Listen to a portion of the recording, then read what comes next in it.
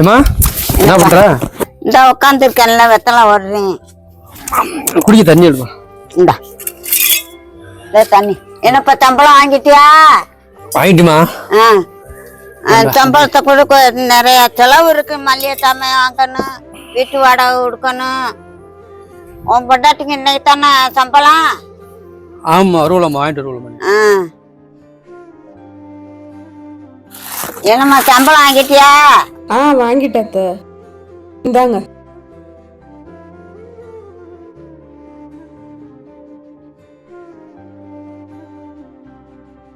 ஏம்மா நெல்லு என்னத்த? என்ன சம்பளத்துல 5000 ரூபாய் குறையா இருக்கு? ஆமாத்த, நான் எங்க அம்மா வீட்டுக்கு போயிருந்தேன்னா அங்க போயிட்டு அவங்களுக்கு தேவையானதெல்லாம் என் சம்பள காசுல தான் வாங்கி கொடுத்தேன். என்னது அம்மா வீட்டுக்கு போனியா? யார கேட்டு போன? காசை வர எடுத்து கொடுத்துட்டு வந்திருக்க உங்க அம்மா வீட்டுக்கு. திங்கிறது உங்குறது பூரா அங்க. நீ வேலை ஆக்கிற சம்பளத்தை வாங்கி உங்க அம்மா வீட்டுக்கு கொடுத்துட்டு வருவியா? இப்ப உங்களுக்கு என்னத்த பிரச்சனை? நான் எங்க அம்மா வீட்டுக்கு போனதா இல்ல அவங்களுக்கு காசு கொடுத்ததா? ரெண்டுமே பிரச்சனை தான். ஏமா அந்த பிள்ளை அவங்க அம்மா வீட்டு போமே சொல்லிட்டு தாமா போச்சு. ஆமா நல்லா சொன்னாடா. சொரக்காக்கி பிள்ளைண்டா இவளும் வேலை வைக்கிற காசை கொண்டு வந்து கொடுத்தா தானாடா குடும்பத்துக்கு ஒத்தாசையா இருக்கு அப்படின்னு நினைச்சு தானாடா படிச்சவள வேலைக்கு போறான்ட்டு உனக்கு கட்டி வச்சு என்னடாண்டா வேலை வைக்கிற காசை பூரா வாங்கி வாங்கி அவங்க அம்மா வீட்டுல நிறுத்தி விட்டு வராள. இங்க எப்படில கடைங்க போய் கட்ட முடியும்? அதுக்காடா உனக்கு கட்டி வச்சான் ஏண்டா? அவங்களும் பொட்ட பிள்ளைய கட்டி கொடுத்துட்டு அவ கையிலேயே சம்பாத்தியத்தை வாங்கி திங்கிறாங்கள. அவங்களுக்கு வெக்கமா இல்லையாடா?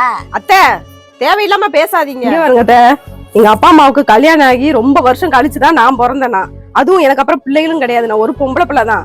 எங்க அப்பாவுக்கு நடக்கவும் முடியாது, அதனால வேலைக்கும் போக முடியாது. இவ்வளவு கஷ்டத்திலேயே என்னை எவ்வளவு கஷ்டப்பட்டு படிக்க வச்சு வளர்த்த ஆளாக்கி இன்னைக்கு கட்டி வச்சிருக்கிறாங்க. அவங்களுக்கு வயசான காலத்துல என்னைய விட்ட வேற யார்கிட்ட இருக்கா பாத்துக்கிறதுக்கு? நான் என்ன என் சம்பளத்தை மொத்தத்தையும் நான் கொடுத்துட்டு வந்துட்டேன். கல்யாணத்தப்பவே உங்க மகன்கிட்ட எல்லா விஷயத்தையும் நான் பேசிட்டு அவருக்கு சம்மதங்க தான் நான் வாக்கப்பட்டே வந்தேன். கேட்டுக்கங்க, இந்த தானே இருக்கிறாங்க.